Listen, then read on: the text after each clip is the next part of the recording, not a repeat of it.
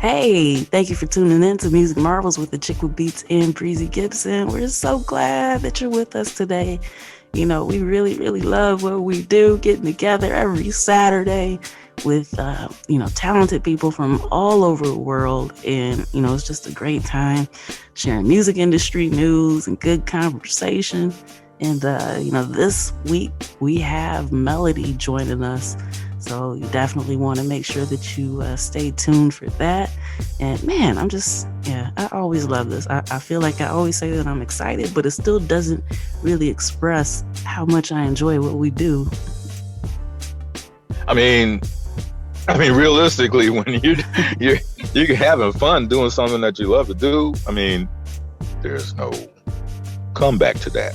I mean, people can have fun maybe doing some things they don't really like to do, but that's not us. Right. We're having fun doing something that we really love to do. So there's a lot of passion involved. This ain't just fool around shooting marbles now. This is the real thing.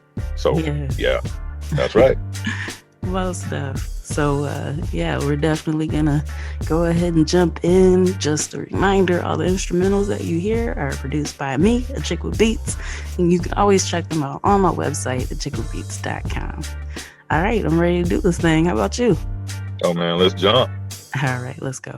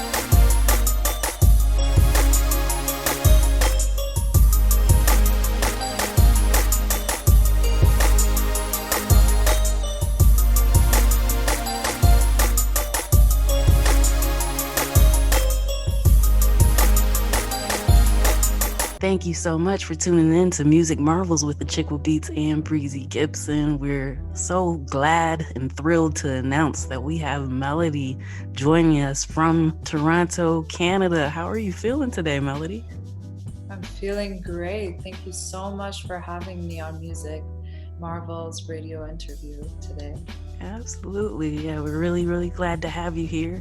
And so if you could just give us a little bit of background on, like when you got started with music, what was that driving factor for you? And just a little insight into who you are. Definitely. To be honest, music, ever since I was growing up, it's always been something that I've been truly passionate about. I always used to carry this, like it was one of those tape recorders, karaoke, those like karaoke machines where you could just carry it around and just record yourself singing. And I would always carry that with me and just record myself singing all the time. I was just so into music. And growing up also, I would listen to artists like Eminem. I loved Eminem, and Rihanna, another favorite of mine, Beyonce.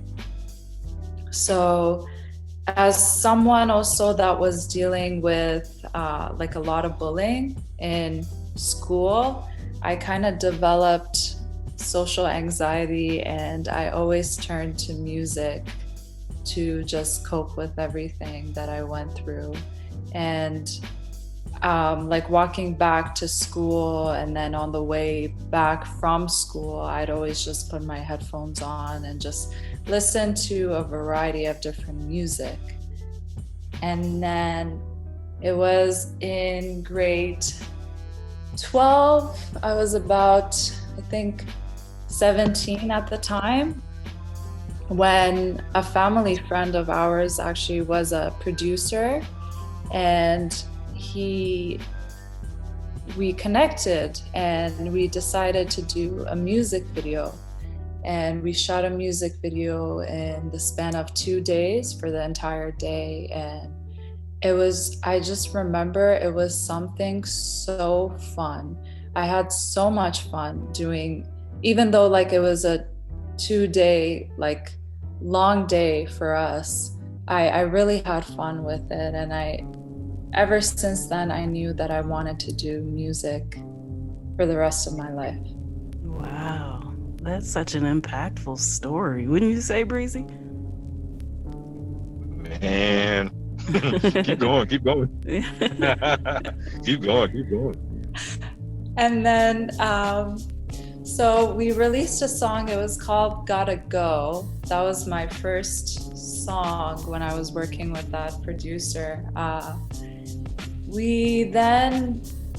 So it's not on YouTube anymore, Gotta Go. It was my first music video, and I took some time off from music just because of some of the things that were happening to me, some personal things that I was dealing with. And then I got back into music, and I started working on an album, which I never got to complete. But just being the whole process really opened my eyes up to things. Being able to songwrite to the songs, like I learned that your first song is not going to be your best one. So I just kept trying, but I didn't release that project. And then just recently I started with Solomon. He's also a producer from Toronto, and he's super talented, great. We recorded a song called Dancing with the Stars. After a while, after all those like experiences, everything, I was so happy to just be able to find a team to work with and do what I love to do. And with that all happening, it's just I was very fortunate because I found a great team to be able to release this new project that I was working on, Dancing with a Stranger. And we did a music video for it, and it was just super great. Awesome. Awesome. Now, you had mentioned, about songwriting and how you kept practicing, and kept doing it so you could get better and better. Could you tell us a little bit about how you get into the zone before you start writing? Is it just personal experiences, or do you kind of have a ritual before you get into it?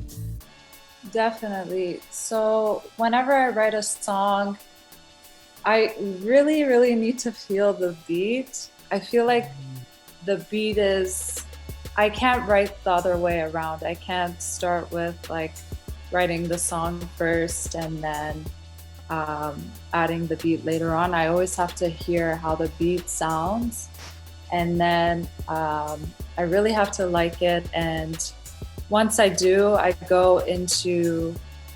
like writing based off my personal experiences. So I think that's also why it's very important for me to not necessarily like it, but like connect with it. And then I just go in my own zone and I just connect it to something personal. Everything that I've written connects to me personally, except for the song that we released. That was just something fun that we decided to do. We were thinking like Ariana Grande at the moment, and we decided to do an empowerment fun song. Awesome. Man, this is just so enjoyable. I'm having a great time. Aren't you, Breeze? Oh yeah. And so now I am. And so now, do these vibes hit you 2 a.m., 3 a.m., or 5 o'clock in the afternoon, or when you wake up in the morning, you say, "Oh, I dreamed this tune last night. Let me continue to work on it." Honestly, it's different every time. Sometimes I get ideas. I'm like in bed, and then I get an idea, and then I just have to get up and just write that idea down, or else I'll forget if I sleep on it. And yeah, it happens at the weirdest times. Usually when I'm deep into my thoughts, I just come up with a lot of ideas. Like if I'm thinking a lot about things, I get those ideas. Okay, and now to go a step further with that, do you have a book that you write these themes in, or do you grab the closest sheet of paper or piece of paper, and then you look back after a while and you got a whole bunch of these little bits of pieces of paper, and like a lot of musicians or artists have done, and so what works for you best? Honestly, I've been recording them in my iPhone and putting it in the notes. But then the thing is, I write it down and I record it on my phone, but then I forget to go back to it. So eventually, it just doesn't happen. I do save it, but for some reason, I never go back to it. I thought I was the only one that did stuff like that. Yeah, me too. Well, I once saw a Stevie Wonder interview, and he mentioned that he had the voice recorder. So 2, 3, 5 o'clock in the morning, 6, 7 o'clock in the morning, whatever, he just turned that thing on and he would sing it. Okay, so then he would save all of those little. Back during those times, you had something called micro tapes, and so he saved all those micro tapes everywhere, and he had the opportunity to go back and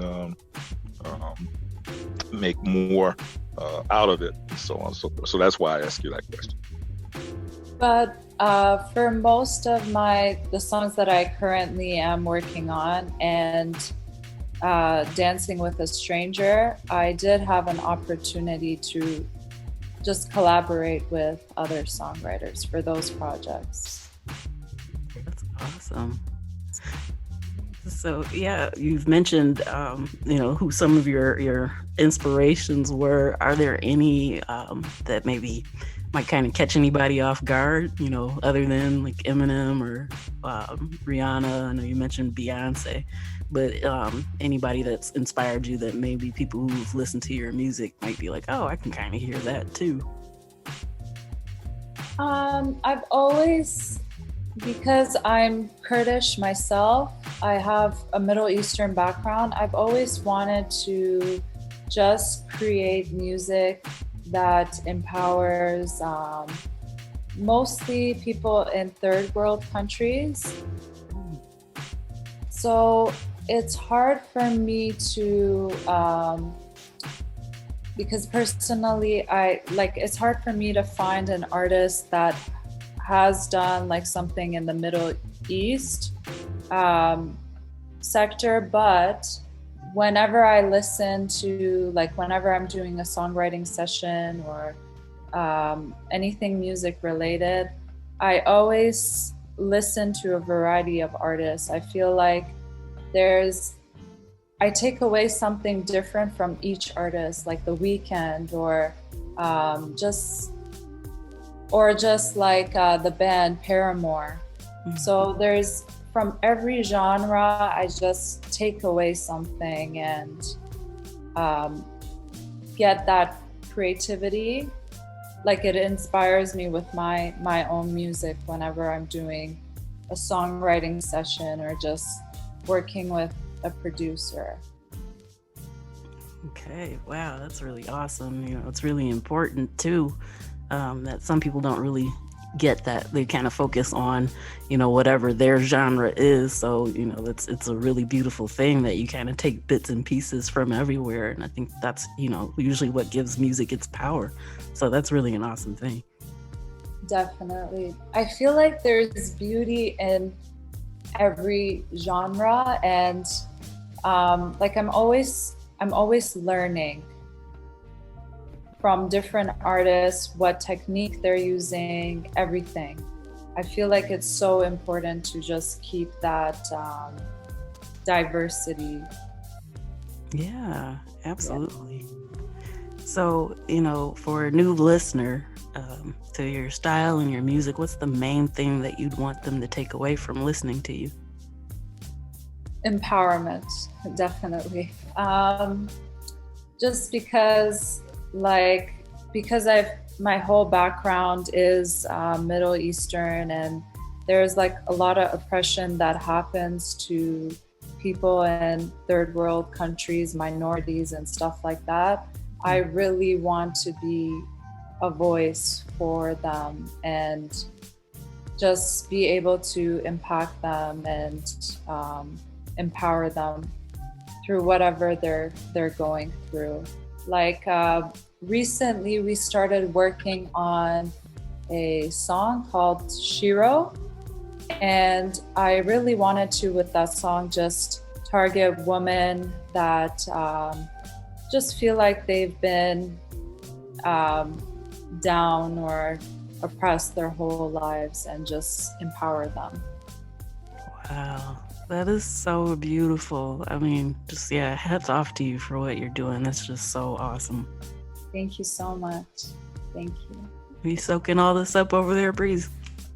Yeah, well, actually, I was already in the vibe.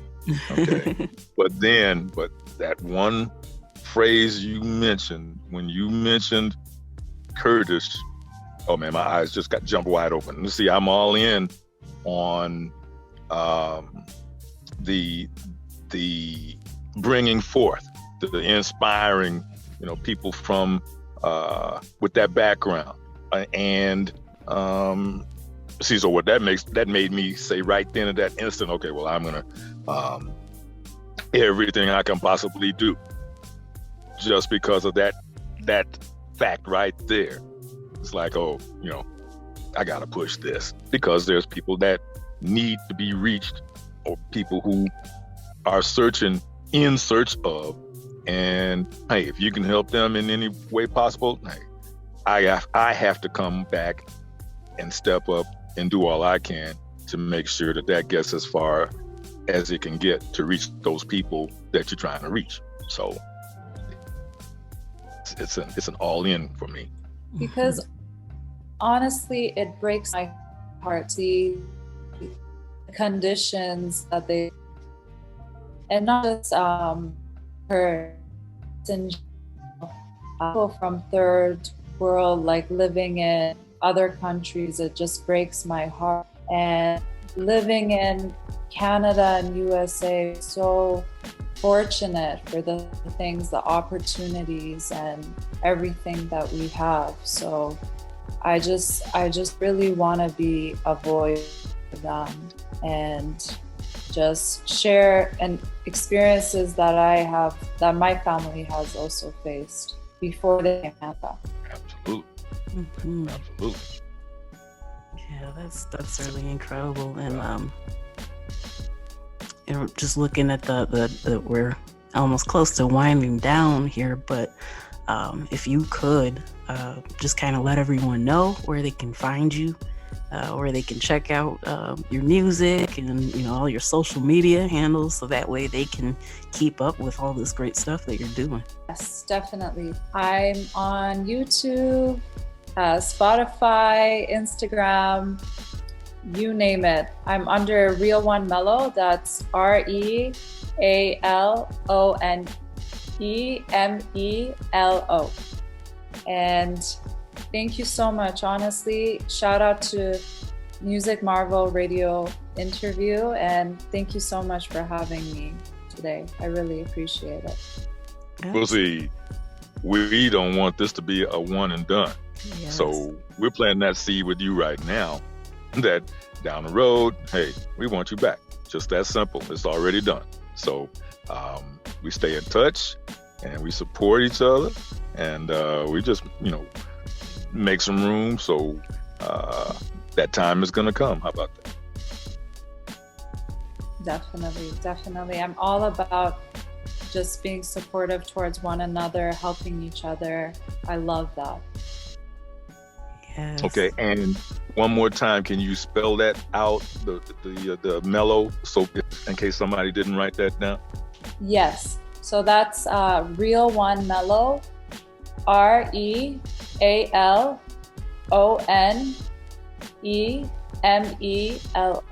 Real One Mellow.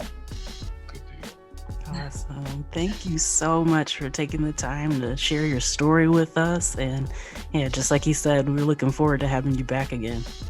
Thank you so much. Honestly, it's been great. Thank you for having me on this podcast. Right.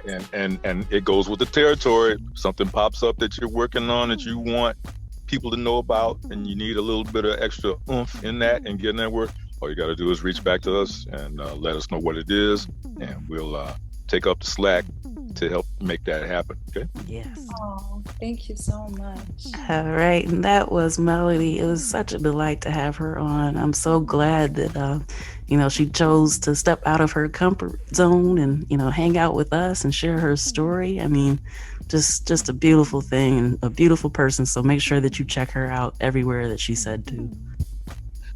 Very talented, got a personality just like that's just so brilliant, and yeah, that was a good thing for the listeners to absorb, as well as us right here at the network. Yes, most definitely. All right, we're gonna get into some more music by yours truly, and then we'll be right back after that with music industry news. Okay.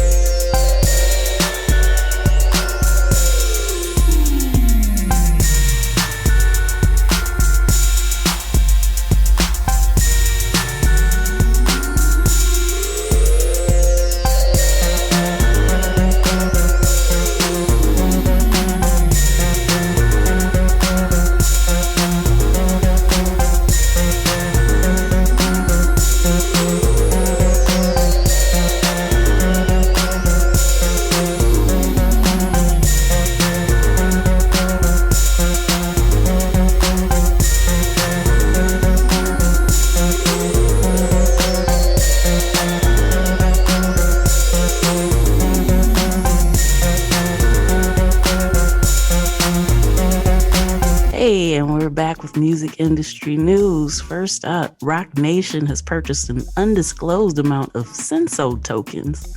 So, Senso tokens are issued by Sensorium Corporation, and they're the in-platform Ethereum-based currency of Sensorium Galaxy, an upcoming social VR platform. So back in August, we shared the news that Tidal had spent $7 million on Senso tokens, but that was before Tidal was sold to Jack Dorsey this April.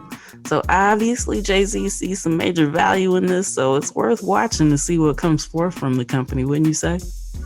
Oh man, yeah.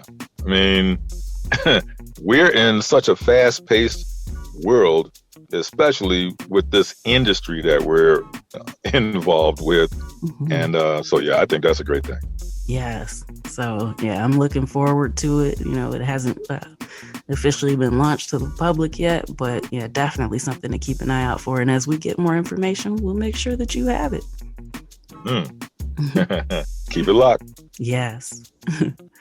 All right. And Chris Brown has been sued for copyright infringement over his 2017 song Privacy off of his Heartbreak on a Full Moon album.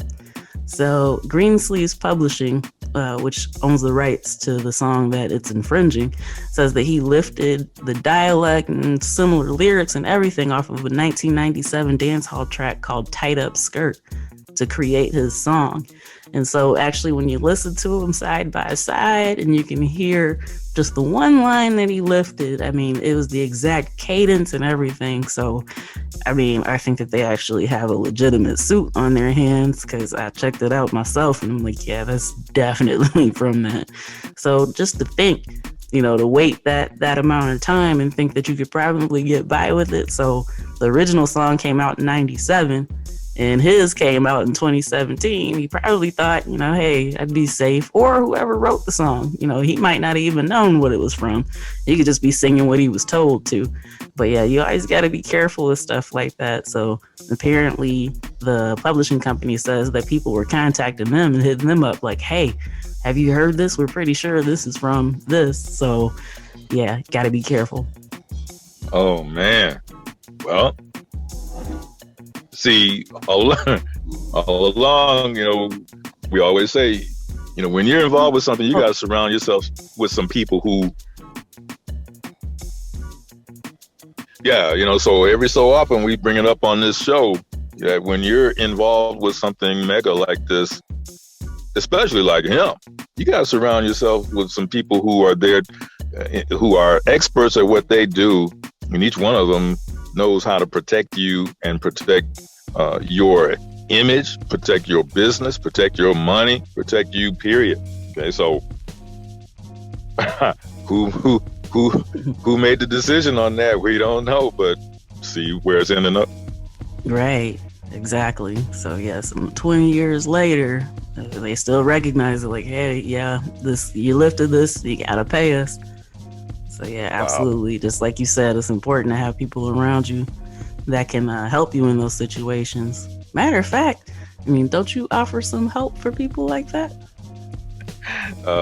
Sure, you're right. Yes, I do. So you can reach out to me on, just shoot me a DM on IG at Breezy Gipson. And that's GIP as in popular, SON. Okay. Awesome.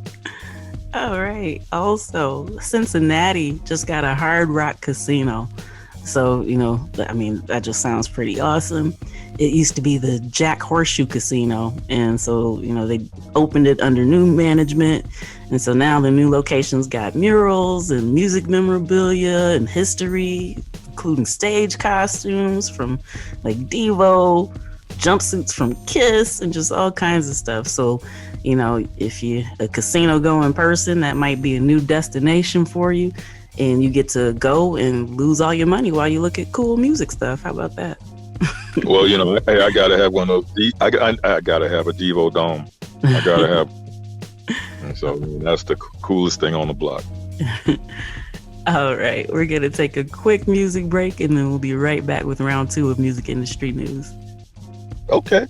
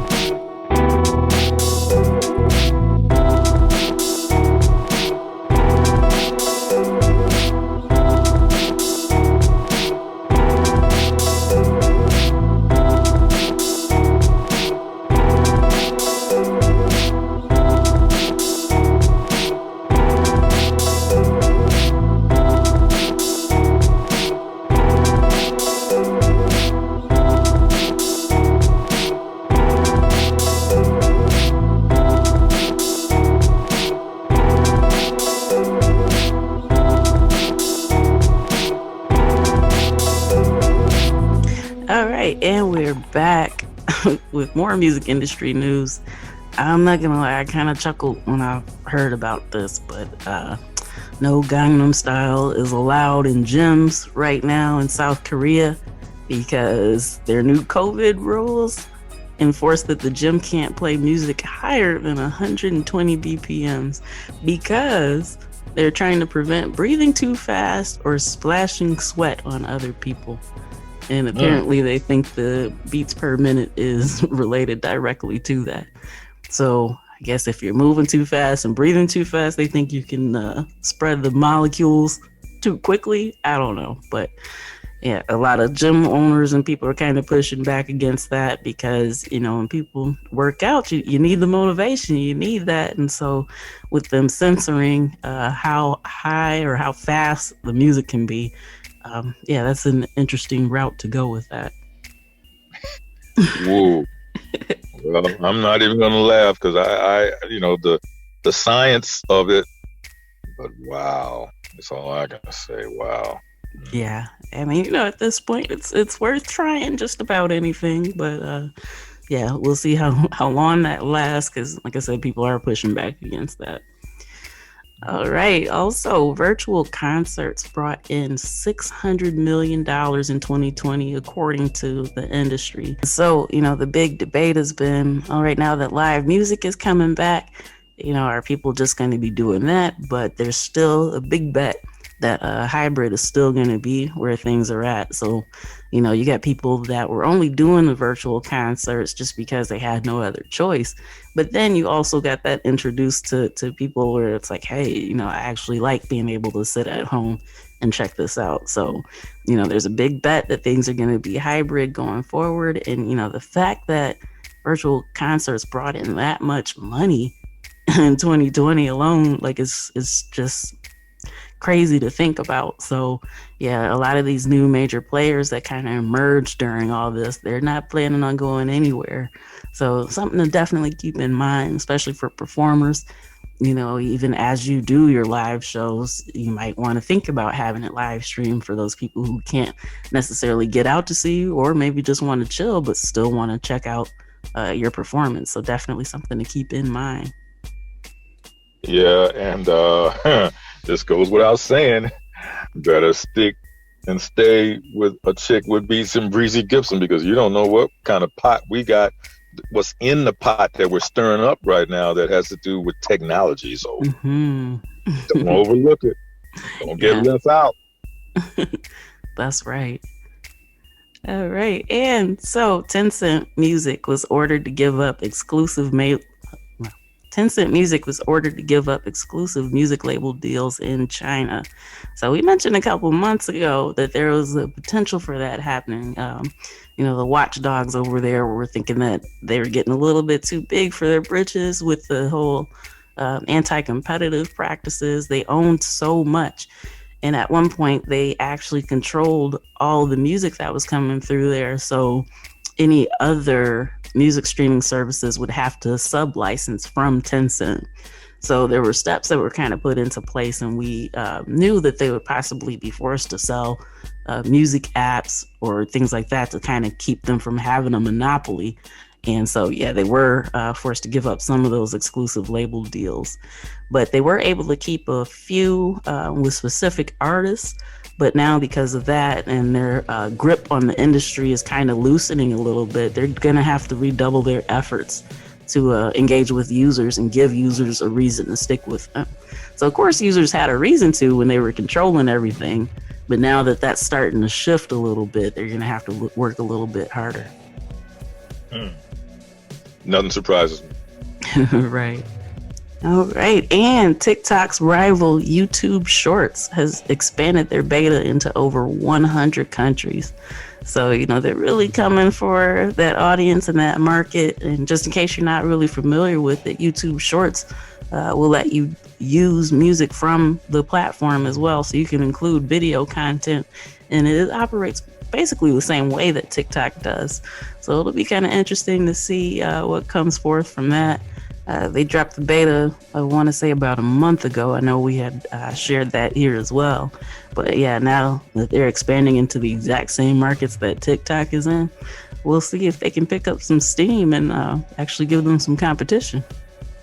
Well, let's sit back and watch that. I mean, hey, free enterprise. Everybody's got an equal chance. So yeah, let's watch this. Let's watch this. Absolutely. All right, we're gonna take another music break, and then we'll be right back before we head out for the night.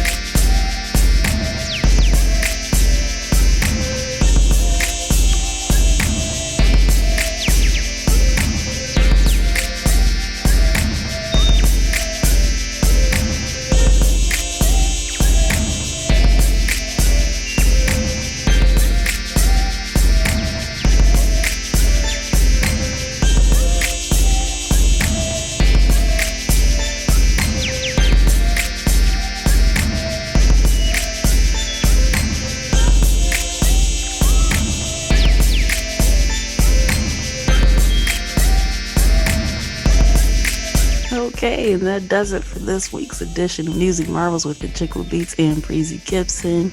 Once again, we thank you for choosing to spend this time with us. We love hanging out with you, and can't wait to do it again next week. Oh man, hey, we're doing what we love to do. There's a lot of passion that is stirred up. A lot of passion ingredients in this dish that we're serving up. So, hey, stick with us, stay with us, learn with us, expand with us, and as long as you do that, there's a lot of great things coming down the road that's going to help you, the listener, you, the indie artist, you, the professional artist, in many, many ways. So, hey, there you go. Yes. So, all right, we'll be back same time, same place. Tune in, tell a friend, and we'll see you then. Peace. Peace.